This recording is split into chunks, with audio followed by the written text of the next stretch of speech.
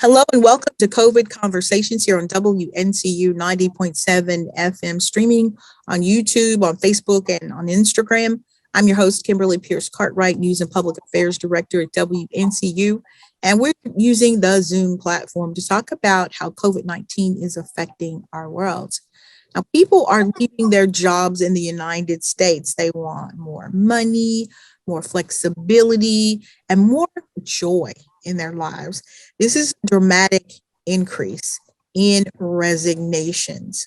The Labor Department puts the number at around 4 million people who are shifting, who are looking for other things to do with their lives. Now, what is all of this about? We're here to talk about this is Dr. Henry McKoy. He's a faculty member and director of entrepreneurship in the School of Business at North Carolina Central University. We have the pleasure of having him. Hello and welcome, sir. Hello, glad to be here. Always a pleasure.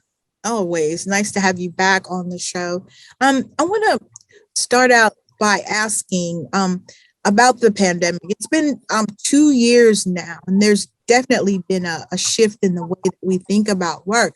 Can you just talk about work in America for me for just a second? What is work and how's the workscape changed? Well, it's just changed quite a bit. I think that many of us before the pandemic, had some perhaps relationship with the virtual world, but maybe not this intense. And so one thing that it certainly shifted was how we work.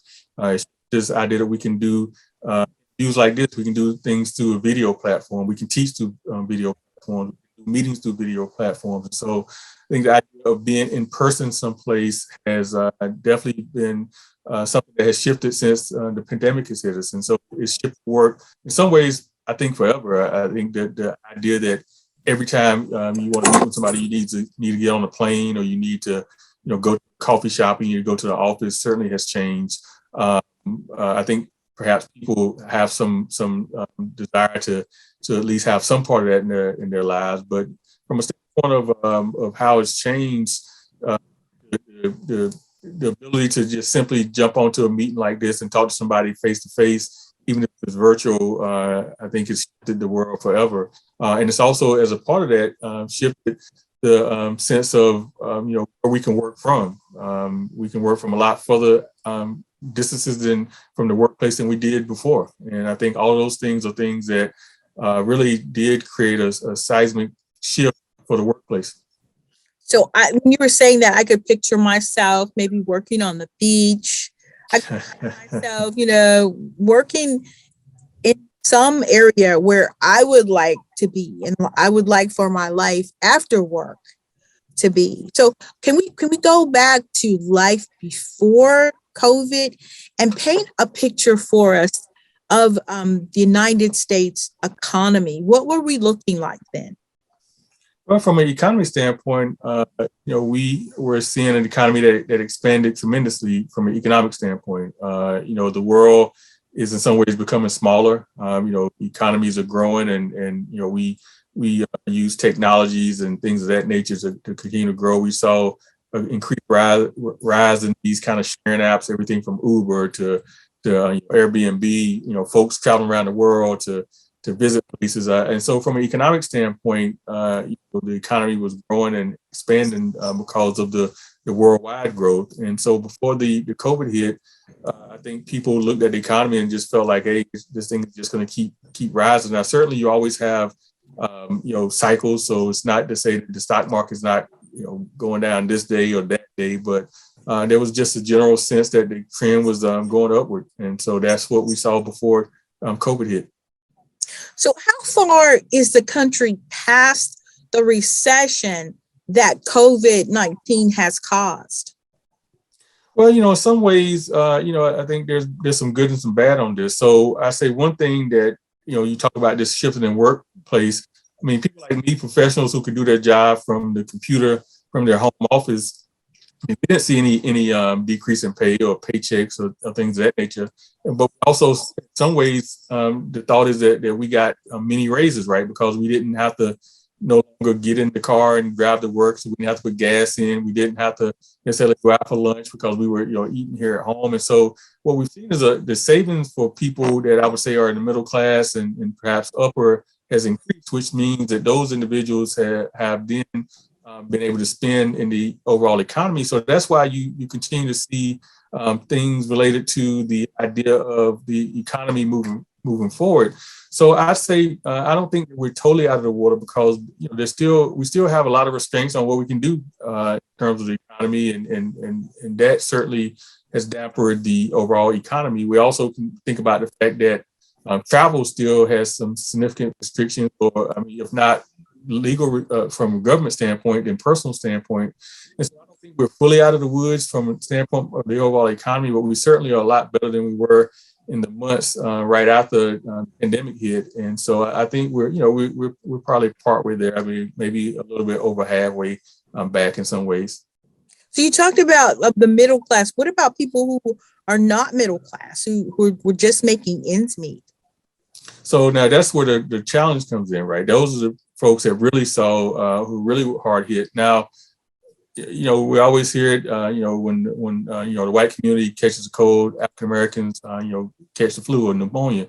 And that's certainly the case. And what we saw with the pandemic was we saw an exacerbation of the problem that we knew were already in existence. We saw gaps in health that continue to grow. We, who has access to health. We saw gaps in employment. And also to this question about working, the folks who were least able to have the disconnect from work and work virtually and maintain, I say, a certain amount of safety for health, those were largely the low-income folks who had to get up every day and go to work. They're frontline workers in some ways. I mean, whether you're talking about CNAs or folks who work in hospitals, the restaurant folks who are, expected to show up. So people at the bottom of the economic spectrum really have bared the brunt of this pandemic in a lot of ways, from, again, the health issues, the economic issues, and that's where, it's not such a rosy picture. So employers are looking for workers, and a whole lot of people are saying, no, they're not going back to work. What is going on? Well, I think there's a number of things. I think you have to look at the evolution of where we've been and where we are, right? So I think that answer changes a little bit depending on what time frame we're looking at. I think on one level, certainly when there was a pandemic hit and there became a whole lot of available government aid, whether that be the increase in unemployment or just grants to people, I think there was a question, okay, well, do I take this increased unemployment or this grant from the government, and which is in some ways higher than maybe I would make if I was working full time, and certainly, creates a barrier around me getting sick or bringing sickness to my family, or even keep in mind that a lot of folks had to take over. They had to take over teaching their kids, right? I mean, because school was out, they had to take over, home care for elderly and all these kind of things. So there were really legitimate reasons why people were like, well, I can't go back to work. And again, when you had the government aid coming in, and that made it perhaps a little easier to say, well, hey, I can survive, and I'm doing better than I would be, in the marketplace. Now, as time has moved on, there's other reasons why people are saying, well, no, I'm not coming to work. I think certainly the health side of it still remains a real situation. I mean, the Omicron variant seems to be a lot more contagious than Delta was in terms of the easiness of spread. And so people really do have real issues of health that they have to deal with. So I think that is a real issue. And then I say, finally, there is, just because somebody's telling an employer, I'm not coming back to work, doesn't mean they're not going anyplace, right? So they may be deciding that they're going to work elsewhere, or it now has a bit more flexibility. Or I say, something that is reflective of your thoughts and comments about working on the beach or whatever the case. People did say that one thing that the COVID-19 pandemic has made them reflect on is just how short life is, and they want lives that have fulfillment and enjoyment. And if you weren't doing something that you really were passionate about before, people are making decisions that, hey, maybe I shouldn't wait until I try this or do that, or get out of a job that I really don't like. I should do that now. So I think all those factors are part of this idea of people where they work at.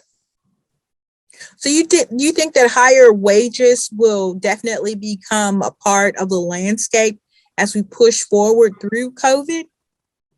Well, it's going to be interesting, right? Because, what we've seen in the last couple of days is that the Federal Reserve Bank is talking about raising interest rates, which what that does is it's supposed to kind of slow down inflation, because what we've seen is that inflation has grown by about 7 or 8% over the last year or so, which simply means, in the most basic terms, you're going to be paying more for your gas, paying more for your bread, your milk, and things of that nature. And there's a certain complexity around that, because in order to get workers back in the workplace, you do have to offer them more money. But then companies they're not going to fully absorb that cost. They're going to pass it on to the consumer, and so it creates this kind of cycle that where yes, folks are getting higher paid in terms of their paychecks, but they're having to pay more in the marketplace, which may offset that. I certainly think that we are in a crisis of some ways, because there's so many job openings that are not being filled. And you can go to certain restaurants and they say, well, hey, we can't seat you, or some restaurants are shutting down, not because of any protocol from the city or beyond, because they just don't have the staffing. So anytime the employee is kind of put into the driver's seat to say, hey, you got to come at me better than that, then it means that somebody's going to have to pay those folks more to come to work. And we'll see how that plays out. But yeah, I think that certainly this idea of rising wages is going to be with us. And I think you also have to kind of couple that with the idea that for so long, wages were suppressed. And so they weren't getting raises. And so, this may be something that tries to balance the scales a little bit.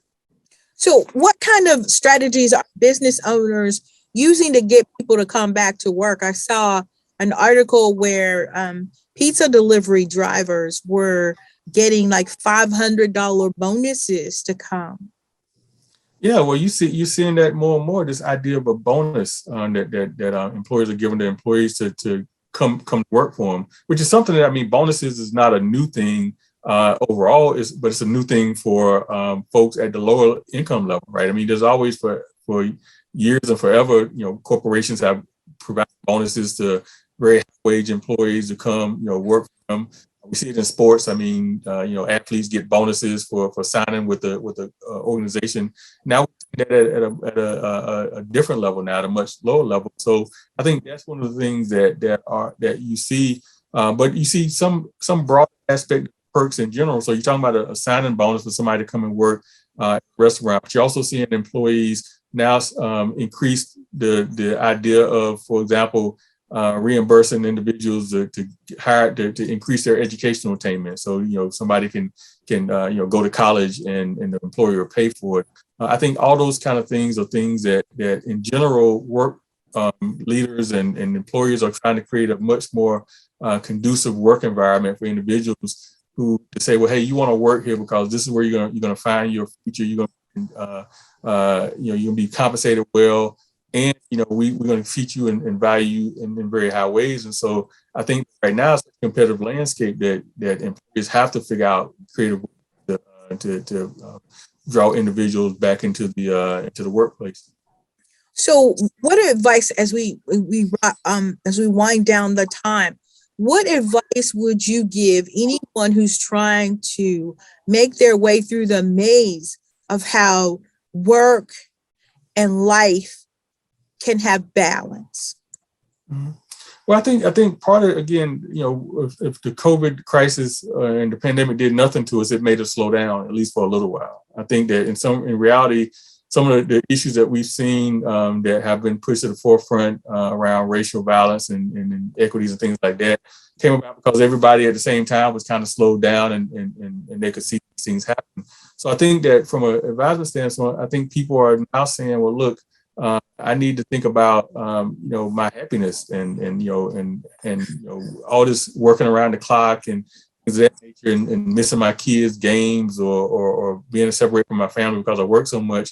I think folks are finding balance. I heard, this may be a tangential point from the employment side, but, I saw an article in Time Magazine about how folks on dating apps are now looking more oftentimes to find commitments, for long-term commitments and relationships because the pandemic really showed that life is short, and and you should find happiness and balance, and because you never know what's around the corner. And so, I think that people are exploring that. And I'm always a proponent for the idea of identifying your passions and going for them. And so I think that would be something that is a lesson that has come out of this pandemic. Dr. Henry McKoy, thank you for giving us this information about the Great Resignation today. Well, thank you. It's always a pleasure. Yes, Dr. McKoy is a faculty member and director of entrepreneurship in the School of Business at North Carolina Central University. And thank you, audience, for watching via YouTube, Facebook, and Instagram, as well as listening on WNCU 90.7 FM. Be sure to like us. We want you to follow us, and we want you to subscribe to our pages to see more of our archive shows.